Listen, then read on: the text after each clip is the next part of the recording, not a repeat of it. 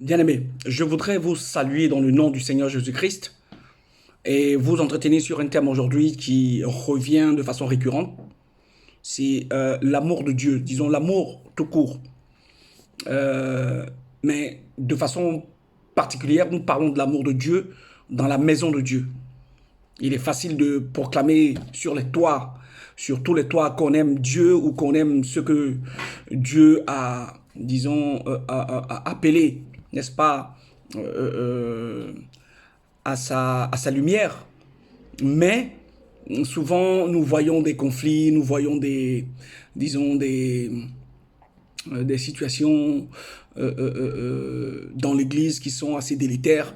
Nous voyons également des problèmes entre des frères dans le Seigneur et nous voyons des situations des enfants de Dieu à travers la convoitise du monde et j'en passe. Et donc, nous voulons essayer de centrer un peu ce que veut dire ou ce qu'est l'amour de Dieu, en fait. L'amour de Dieu est un amour de grâce, est un amour qui n'a pas jugé, qui n'a pas tenu compte, n'est-ce pas, des erroiements ou de l'égarement ou des péchés du monde. Dieu, quand il est venu sur terre, dans le Christ, comprenez bien, dans le Christ, parce que Dieu était en Christ, et le Christ est son tabernacle sur terre, et donc, il n'a pas regardé à tout ce que les hommes lui ont fait pour se réconcilier avec sa créature. Vous avez cela dans le livre de 2 Corinthiens 5, 19. Voilà, on dit que Dieu est esprit. Dieu était en Christ et il s'est réconcilié avec lui-même sans accuser les hommes, sans accuser le monde de toutes les atrocités, la méchanceté de leur cœur. Mais il est venu par le Christ faire un sacrifice expiatoire. Puisque le Christ disait lui-même qu'il n'y a pas plus grand amour, hein, que de donner sa vie pour ses amis, de donner sa vie pour ses frères. Vous comprenez? Donc, ce sacrifice-là suit une logique principale qui veut qu'il n'y ait pas de pardon de péché sans effusion de sang. Voilà pourquoi le Christ a été appelé agneau de Dieu. Agneau de Dieu. Parce que c'est par l'agneau, comme Dieu l'a déclaré, pur, animal pur, qu'on expiait le péché sous la loi.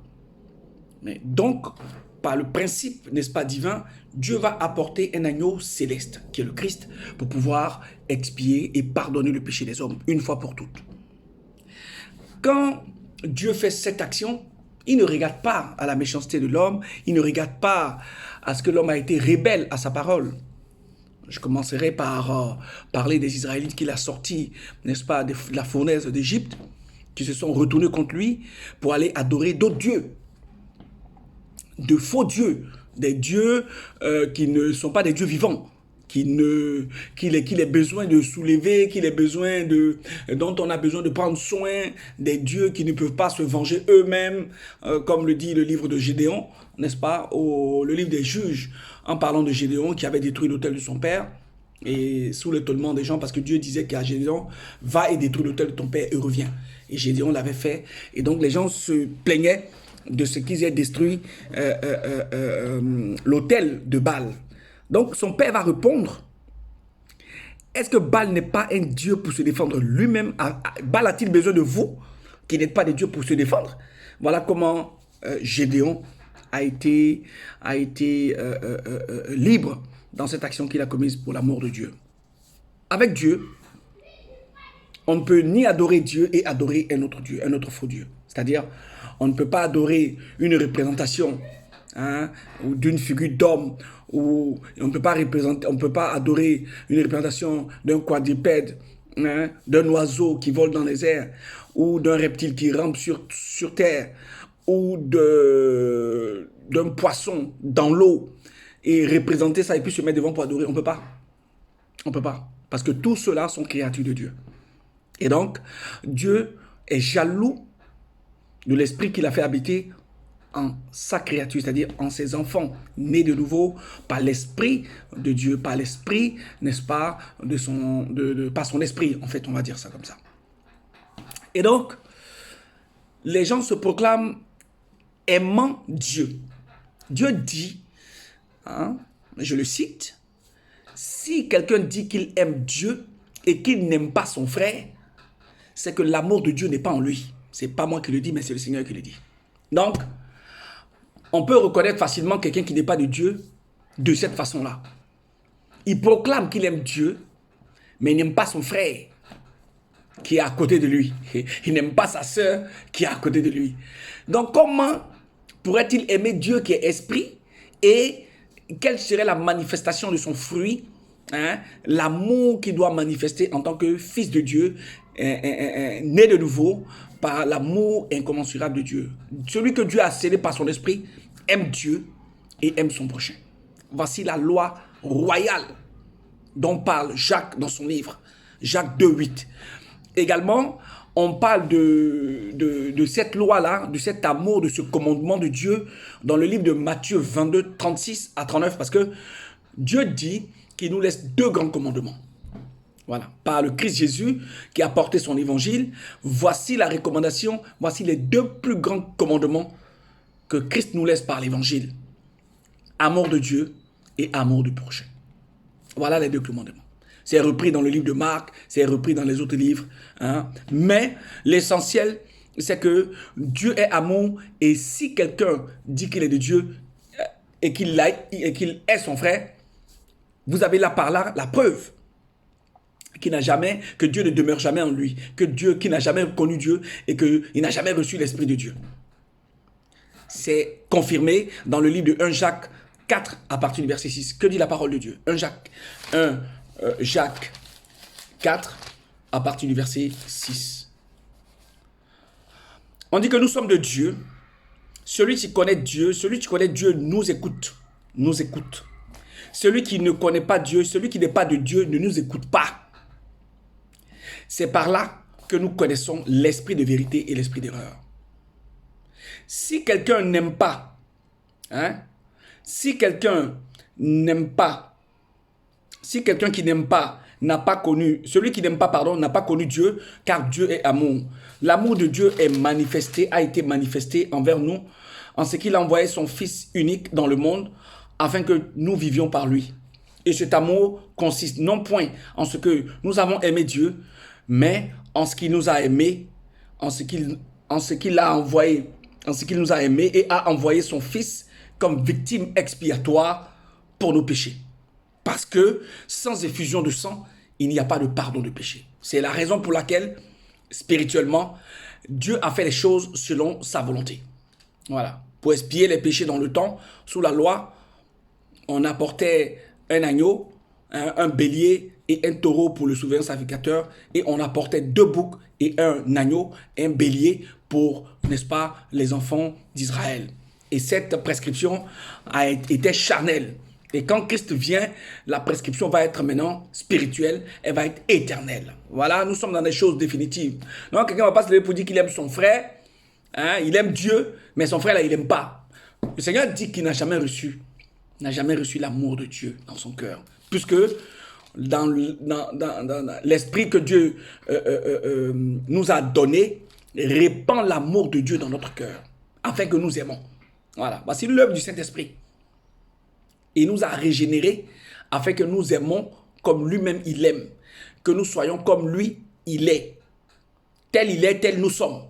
Donc, souvent les gens se méprennent pour dire que oui, qu'ils n'arrivent pas à pardonner, c'est la rancune, c'est ceci, cela. Non. Dans le livre de Matthieu 6, il est clair. On dit aimez vos ennemis. Bénissez ceux qui vous maudissent. Donc si ça c'est difficile à faire, comment as-tu reçu l'amour de Dieu? Bénis tes ennemis, bénis ceux qui te maudissent et aime tes ennemis. Donne à boire à celui qui te demande, donne à boire même à ton ennemi et à manger à celui qui te demande à manger, même si c'est ton ennemi. Voilà l'ouvrage du Saint-Esprit qui œuvre en nous parce que c'est des choses impossibles à l'homme. L'homme est méchant. l'homme sans Dieu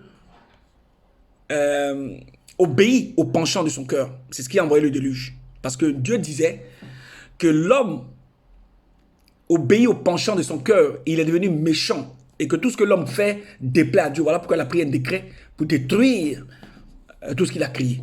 Mais dans sa mansuétude, dans sa miséricorde, il a préservé Noé, sa femme, ses 3 enfants et ses belles-filles. Et Noé a pu, n'est-ce pas, conserver les espèces mâles et femelles de ce qui était pur et impur pour que le monde continue. Après les 40 jours des déluges, et que toute vie soit, n'est-ce pas, toute vie qui a été désagréable à Dieu disparaisse sous les cieux et sous la terre, dans les eaux. Voilà. Donc, l'amour de Dieu, c'est quelque chose de très fort. On dit que ce n'est pas nous qui avons aimé Dieu, mais c'est Dieu qui nous a aimés en ce que il nous a donné son Fils unique pour que par lui, nous soyons sauvés. Et son Fils a été déclaré comme victime expiatoire pour tous ceux qui croiraient en lui, en Dieu, par le Christ. Voilà.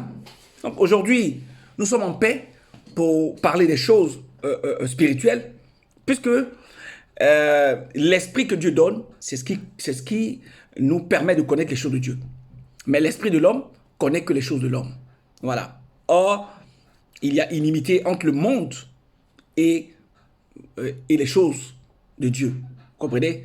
Parce que c'est la convoitise du monde, de la chair, qui nous éloigne de Dieu. Voilà pourquoi Dieu va régénérer notre esprit. Il va nous donner un cœur nouveau. Il va nous donner, n'est-ce pas, un esprit par lequel il va nous sceller afin que nous soyons dans sa bénédiction. Donc, si quelqu'un est scellé par l'Esprit de Dieu et qui ne pardonne pas, le Seigneur dit qu'il ne lui pardonnera pas aussi parce que c'est à l'image de Dieu que nous marchons. C'est-à-dire que si quelqu'un ne pardonne pas, il ne sera pas pardonné. Donc, la nature même, la nouvelle nature dans laquelle nous sommes en train de marcher, c'est que nous devons pardonner même à nos ennemis. C'est difficile, je confesse, mais seuls les enfants de Dieu peuvent le faire. Parce que Dieu qui était Dieu s'est abaissé lui-même volontairement afin de, n'est-ce pas, s'humilier pour apporter à l'homme, n'est-ce pas, cette rédemption éternelle pour que son nom soit celui-là par lequel nous soyons sauvés. Ce nom-là soit celui que nous invoquons aujourd'hui pour que le Seigneur nous secoure. Vous comprenez? Donc, ce ne sont pas des choses charnelles, on parle des choses spirituelles. Voilà. Quelqu'un qui n'écoute pas les paroles que nous confessons, cette personne-là, nous connaissons par là que, selon le livre de 1 Jean 4, 6, nous connaissons par là que cette personne-là a reçu l'esprit d'erreur. Mais si la personne écoute les paroles que nous confessons, qui ne sont pas les paroles qui viennent de nous-mêmes, mais de l'esprit qui a été révélé et écrit dans les Écritures saintes par les saints apôtres, qui disent que celui qui n'écoute pas, n'est-ce pas, la parole que l'évangile que Dieu nous a donné confesse, a reçu l'esprit d'erreur. Voilà. Donc, ils n'ont pas reçu l'amour de Dieu pour être sauvés. Voilà pourquoi ils aiment le mensonge. Voilà pourquoi ils ne peuvent supporter la vérité. Voilà pourquoi ils aiment les ténèbres. Or, la Bible déclare, qu'y a-t-il entre les ténèbres et la lumière? Qu'y a-t-il entre Christ? Quel rapport y a-t-il entre Christ et Bélial? Qu'y a-t-il entre la justice et l'iniquité? Aucun rapport. Voilà pourquoi nous devons sortir du milieu d'eux afin que le Seigneur soit notre Père céleste et que lui, n'est-ce pas, par cette manifestation d'amour qui fait que nous l'aimons de tout notre cœur, de tout notre esprit, de toute notre âme, nous puissions détruire l'autel de nos parents, nous puissions détruire les œuvres, n'est-ce pas, du diable, nous puissions détruire tout ce qui ne confesse pas son nom, nous devons détruire, n'est-ce pas, les choses du monde, nous ne devons pas aimer les choses du monde et la convoitise de la chair. Donc, cet amour-là qui est répandu dans notre cœur maintenant nous amène à être patients, nous amène à ne pas juger les gens du dehors, mais plutôt à juger les gens qui sont dans la maison de Dieu. Parce que dans la maison de Dieu, nous pouvons juger ceux qui sont de Dieu. Comprenez? Qui essaient de s'égarer un peu pour les ramener sur le droit chemin. Car si quelqu'un ramène un frère sur le droit chemin, il effacera bon nombre de ses péchés. Voilà ce que ça veut dire. Et donc, pour ceux qui sont dehors, Nous ne jugeons pas ceux qui sont dehors, ce qui fait que la parole elle-même juge. Parce que le jugement de Dieu commencera par la maison de Dieu. Nous passerons devant le tribunal de Christ pour être jugés par rapport aux œuvres que nous avons faites. Donc, c'est une exhortation qui a son sens, parce qu'aujourd'hui, beaucoup jugent, ou beaucoup disent qu'ils aiment Dieu, mais le frère qui est à côté, il ne l'aime pas. La sœur qui est à côté, il ne l'aime pas. Jacques est clair. Il dit que si vous avez de quoi manger, si vous avez, n'est-ce pas, des moyens, et que vous avez votre frère qui est là dans la misère et qui subit, n'est-ce pas, le courroux de la vie, et que vous ne l'aidez pas, ne venez pas dire que vous êtes de Dieu. Parce que vous avez reçu la loi royale. Dans le livre de Jean, Jacques 2, 8, Jacques dit que la loi royale de Dieu, c'est aimer son prochain comme soi-même. Aimer Dieu plus que tout. Donc, ce qui nous égare en général, ce sont des éléments de la vie qui sont sur la voie, n'est-ce pas, large, la gloire des hommes, l'amour de l'argent, pour parler comme Paul. Paul dit dans le livre de 1 Timothée 6 que l'amour d'argent a causé pas mal de dégâts, hein, est la racine de beaucoup de maux. L'amour de l'argent, c'est une idolâtrie, c'est une cupidité. C'est comme adorer l'argent plus que Dieu. Maintenant, adorer aussi des faux dieux qui ne sont pas des dieux, c'est aussi, n'est-ce pas, être en dehors de l'amour de Dieu. Ensuite, aimer la convoitise de la chair plus que tout. Aimer, aimer l'argent, aimer la gloire des hommes, aimer, disons, les choses de ce monde, en ne cherchant pas à rechercher, n'est-ce pas, ce qui est du ciel. Voilà, on dit rechercher d'abord ce qui est en haut, et toute chose vous sera donnée par-dessus tout. Donc, ça veut dire quoi, rechercher le ciel? Ça veut dire rechercher jour et nuit, à être en communion avec l'esprit que vous avez reçu. Afin que l'esprit de Dieu vous enseigne, vous instruise et vous montre le chemin à suivre, sans le concours de quelqu'un.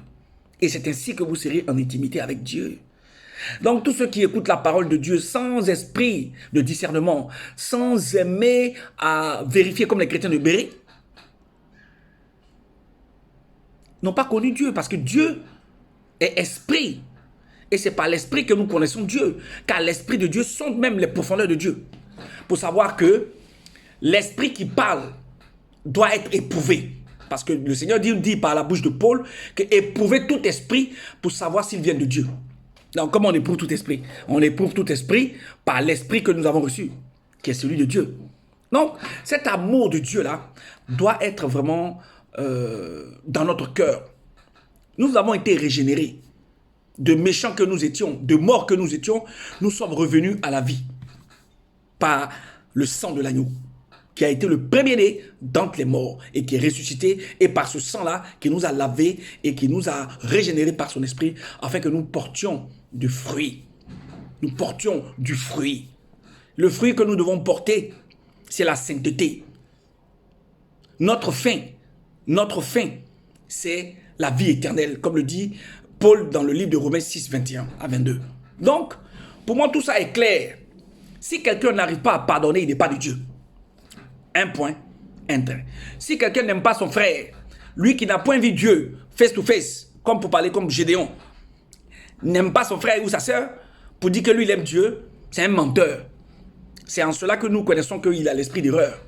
Mais c'est un séducteur qui s'est glissé dans la maison de Dieu, pour épier notre liberté, pour épier la liberté des saints.